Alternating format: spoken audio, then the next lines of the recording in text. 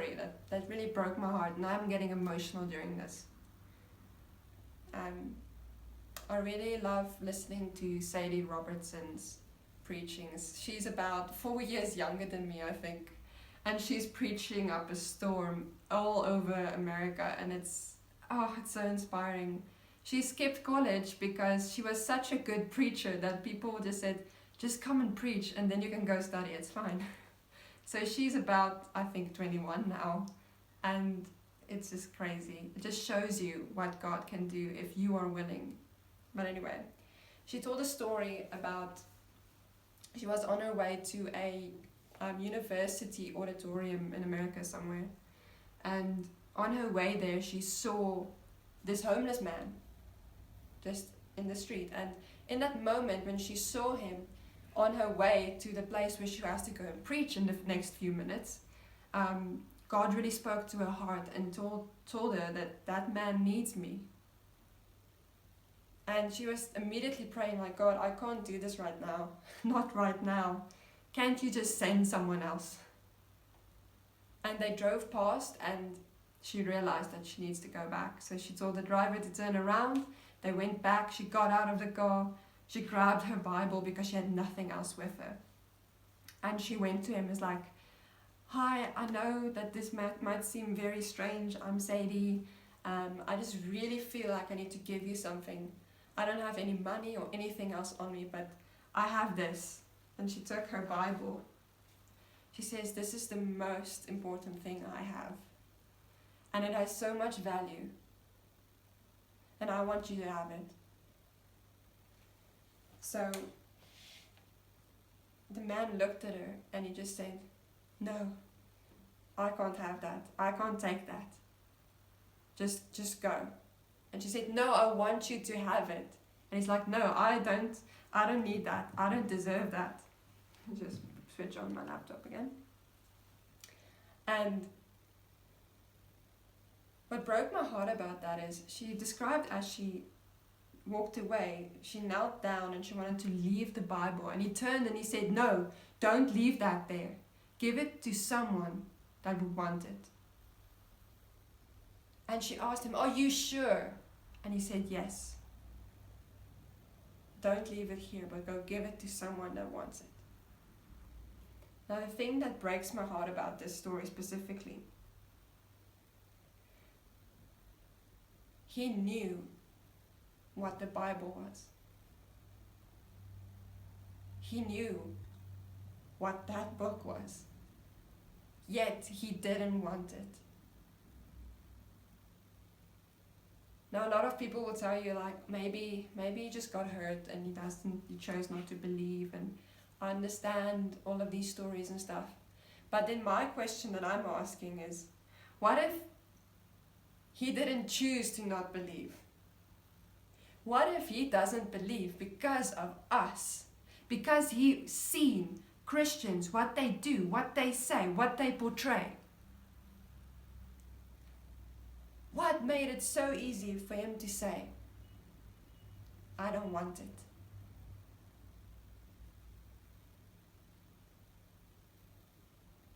Is it because how we're portraying him? Are we making the gospel so cheap that people don't want it? What are you more proud of? A Gucci shirt or a Mr. Price one? Think about it. Are we making the gospel cheap? Are we making salvation cheap? People always say that salvation is free. And it's true. It is free. But following Jesus isn't. There is a cost. On the other side, what if we make Christianity so hard that people don't want it? Are we so religious and so judgmental that people wouldn't want it? Just let that simmer in your thoughts for a bit. What I want to tell you is the gospel was never meant to hurt anyone. It's the good news for a reason. That's why Jesus came. It's the good news. Why don't we share it?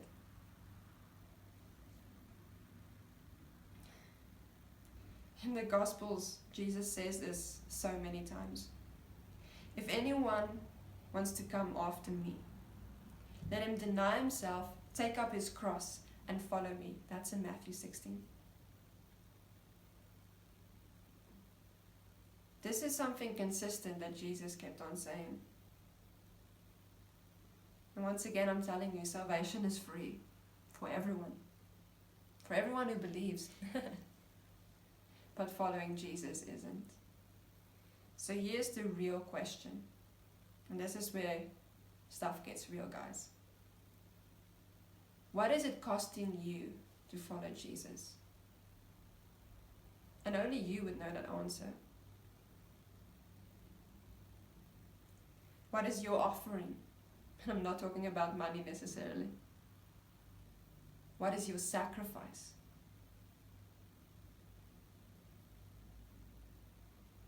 If you're not sacrificing anything for Jesus, then what are you doing? It's like being the ambassador of Puma, but you wear Nikes. It's not cool. What is it costing you?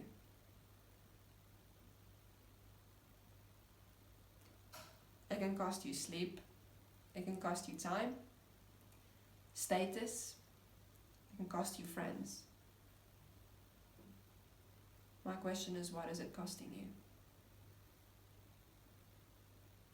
Following Jesus is a privilege, and it's the one thing that will make sure that your life will always be interesting and always be full of purpose. Okay? When I was 16, I decided to join the front lines of this movement called Jesus. And I haven't regretted it a day in my life. It hasn't always been easy. I cried many nights. I've had very hard days. I've been very tired. A lot of things has happened in my life.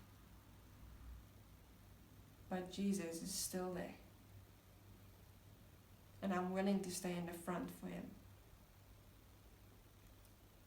So I want to invite you guys, and I want to challenge you. If you're watching this on Facebook, on our Ecclesia page, there is a button, a WhatsApp button. Feel free to click on it and WhatsApp me. If you already have my number, please WhatsApp me. I want to challenge you to take that physical step forward by WhatsApping me if you feel like you need to do this. But I really want to encourage you. WhatsApp me what you are sacrificing for Jesus. And if you're not sacrificing at the moment, pray about it. Ask God what you need to do. Let me paint you a little picture. I'm 25 years old. I've dedicated the last 9 years of my life to becoming exactly someone that portrays Jesus. Okay? Yes, I failed many times, but my heart was always to do that. And whenever that didn't happen, I felt very, very bad. There was this real remorse. I'm 25 years old. I'm a woman. Not a girl, but a woman. That's a different story, but anyway. And if you think about a normal 25-year-old, what is the things that comes to mind? There are people that has a job, a car, they finished studying, they probably are engaged or married already, like most of my friends. They have things sorted out, okay? And I have a lot of friends, they can go out, they can go do stuff, okay?